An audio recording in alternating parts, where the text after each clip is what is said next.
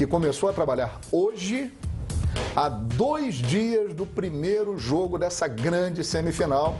É mais um componente. Ó, daqui a pouquinho, a apresentação de Reinaldo Rueda, El Prof, 60 anos, colombiano, estará falando com a imprensa e nós vamos mostrar ao vivo aqui no Expediente Futebol. Imagens dele hoje conhecendo o Ninho do Urubu, acompanhado pelos companheiros que vieram com ele lá da Colômbia, né? O Redin e também o Velasco, o preparador físico, o Rodrigo Caetano, sendo Cicerone, e ele cumprimentando ali todos os jogadores, falando com a rapaziada. Esse é mais um componente do clássico, né? Muito o cara grande. chegou hoje, e daqui a pouco, daqui a 48 horas tem jogo, e não se sabe ainda se ele vai poder trabalhar, porque ainda não conseguiram tirar o visto de trabalho. Por isso que tem que ter paciência com o trabalho dele. Vamos imaginar, se o Flamengo foi eliminado pelo Botafogo na Copa do Brasil. Se o Flamengo não avançar na Copa Sul-Americana, João, o que faz com o Rueda? Sul-Americana, é verdade. Manda o Rueda embora já antes de terminar o Campeonato Brasileiro? Ele Rueda. Não pode rodar. Desculpa, Rueda, é uma brincadeira estúpida. Mas o projeto é 18, né? Então, quer dizer, se vierem os 2 títulos, ótimo, Sul-Americano e Copa do Brasil. Se vier só um, já está de bom tamanho, porque o Campeonato Brasileiro já era. Agora, se for para achar que o cara chega para ganhar tudo e não ganhar nada, não serve mais e tchau, aí já está tudo errado, né? Acho importante terminar essa temporada buscando títulos, mas já projetando o que vem em 2018. O trabalho sério tem que ser assim. Pois é, e a gente lança aqui também mais uma enquete, hein, no Expediente Futebol. Você acha que Rueda dará certo no Flamengo? Você leva fé no trabalho do treinador colombiano e da sua equipe? Sim ou não? Rueda dará certo no Flamengo?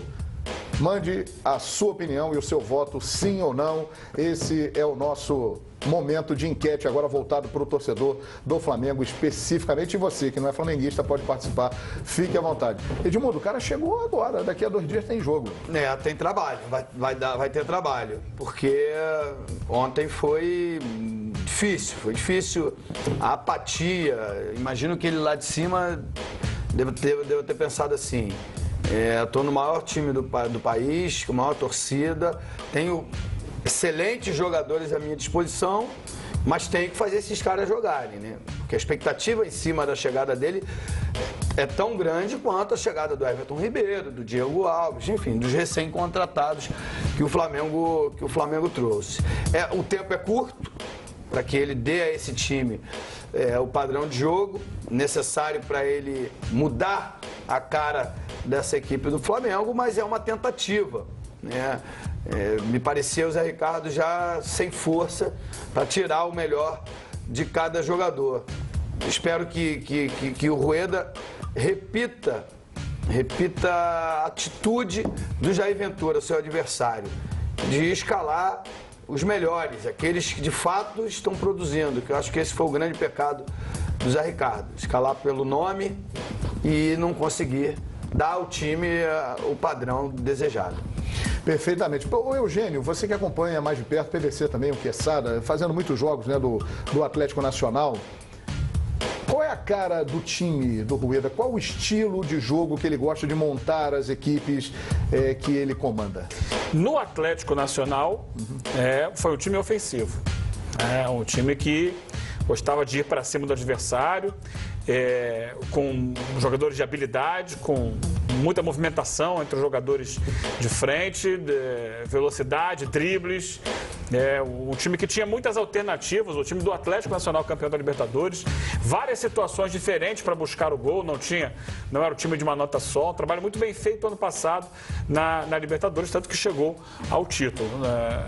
Agora, há situações e situações, né? A gente viu ele, por exemplo, dirigindo seleções em Copa do Mundo que não tinham, até porque não possuíam talento suficiente para isso, não eram times ofensivos, eram times que estavam ali mais fechando o 4-4-2 ou 4-1-4-1 para segurar um pouquinho, tentar sair no contra-ataque. Até em 5 ele chegou a fazer. Chegou a fazer.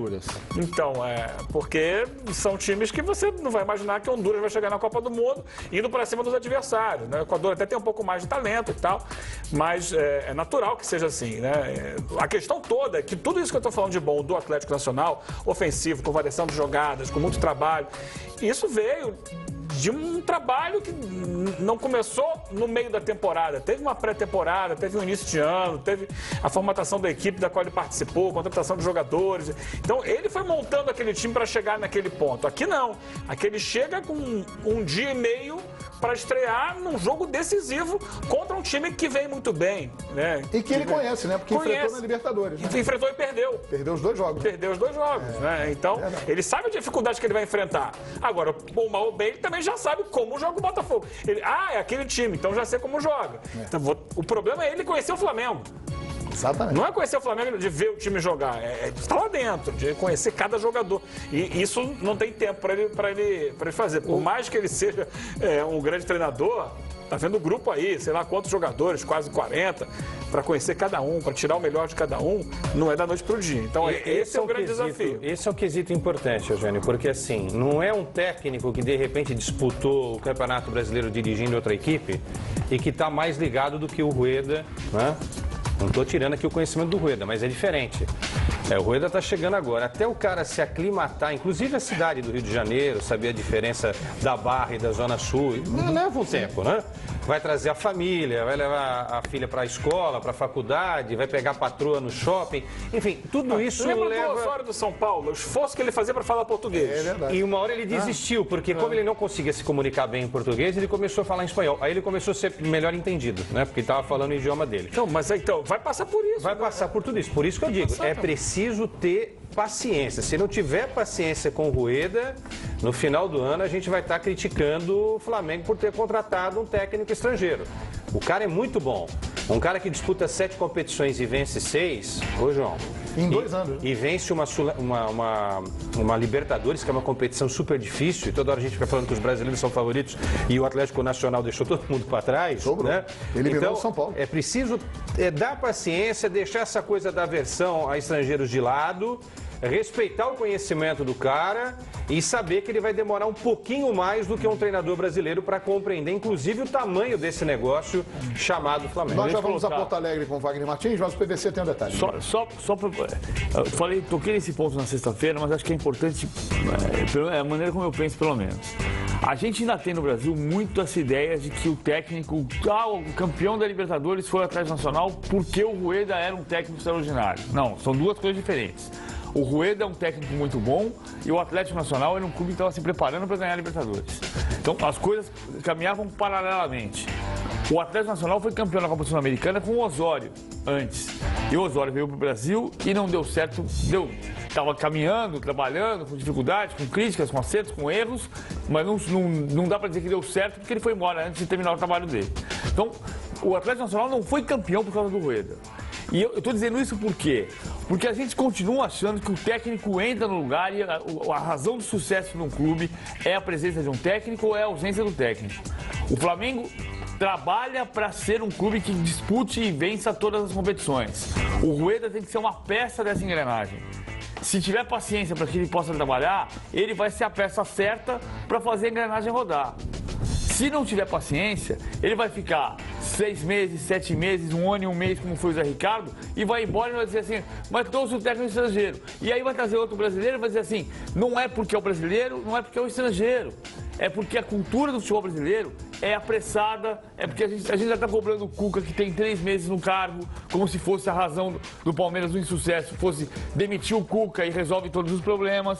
Não é isso. Ele é uma peça de um trabalho que tem que dar certo, que é do Flamengo. O Flamengo precisa dar certo. É isso mesmo. Daqui a pouquinho nós vamos a Porto Alegre. Quando estiver pronto lá o Wagner Martins, é só chamar. A nossa enquete está lançada também em paralelo com aquela enquete. Acabou o campeonato para você. Renato vai colocar a molecada para jogar a partir de agora e vai se focar na Copa do Brasil e na Libertadores. O Corinthians já é campeão? Acabou o campeonato ou não? E o Rueda dará certo no Flamengo? É F sim, é F não. Eu estava pensando com os meus botões e gostaria de dizer para vocês o que eu pensei hoje. Não é um erro dizer que técnico estrangeiro não dá certo no Brasil? É claro que é. E por quê? Jorge Fossati saiu do Inter em 2010 com o Inter classificado para a semifinal. Saiu por outros motivos. E aí o Celso Roth assumiu na semifinal e o Inter foi campeão da Libertadores. Diego Aguirre levou o Inter a semifinal da Libertadores de 2015. O Aguirre é a única pessoa, clube ou técnico, que está nas quartas de final das últimas 3 edições da Libertadores. Perfeitamente. E esteve numa delas com o Internacional e depois foi para a semifinal. Edgar Robalsa, ele foi eliminado pelo Atlético Nacional, dirigido pelo Rueda, o melhor time da América, numa semifinal de Libertadores, onde poucos conseguem chegar. Citando apenas alguns poucos exemplos recentes. Então não é um erro dizer que técnico estrangeiro não dá certo no Brasil, porque esses resultados que eu citei aqui não surtiram títulos, mas são bons resultados. Só que também é um erro a gente também achar que o técnico estrangeiro é muito melhor do que o técnico brasileiro. O problema... Eu acho que a gente aumenta tudo. Tudo pro lado negativo e tudo pro lado positivo. Quando o cara chega, ele é o melhor da América. Se não tiver sucesso, aí daqui a pouco a gente vai estar escrachando o cara e dizendo, esse cara não vale nada, não presta. Como a gente faz com o brasileiro. Tem um lado cultural. Tem um lado cultural. Meu pai me ensinou que eu não tenho conhecimento, eu pergunto. Isso é bom. Por que eu estou dizendo isso? Porque eu perguntei pro Eugênio, como é que jogava o Atlético Nacional? O Berrio era titular? Fulano era titular? Quem era o time? Aí o Eugênio me disse. Ele modificava bastante o time, com alternativas, com Berrio de vez em quando, com Copete de vez em quando, enfim, com Moreno. Enfim, por que eu estou citando esses exemplos? Porque aqui nós temos uma cultura de ter 11 titulares, de falar o time de cor e salteado, os times que marcaram gerações. O técnico sul-americano, ele não tem muito isso. O próprio Osório, também não fazia. O Osório veio aqui e mudava o time toda hora. Isso, para nós, culturalmente, é ruim. E o torcedor não entende. O torcedor quer ter os seus ídolos, quer ter a sua formação ideal. Não estou dizendo aqui que vai dar certo ou que não vai dar certo. Eu acho que a gente se apega muito a isso, a esse rodízio constante e resultados. Futebol é resultado. Em qualquer parte do mundo. Porque a gente pode citar aqui exemplos que deram certo e exemplos que deram errado. O Atlético Paranaense, por exemplo, é um exemplo certo, trocou de treinador, certo? Estava na zona de rebaixamento e hoje está no G6. Fabiano Soares. Os dirigentes do Atlético Paranaense devem estar se vangloriando de ter feito a escolha de trocar o treinador. Por quê? Por que eu estou falando isso? Porque os próprios resultados do Zé Ricardo, até por tudo que o Eugênio nos trouxe, não eram ruins. Não. Concorda? Sim. Mas em algum momento se entendeu que ele perdeu a mão, que ele não tinha mais o controle do grupo, que a melhor coisa a ser feita era trocar. Perfeito, companheiros, eu tenho que ir lá, Porto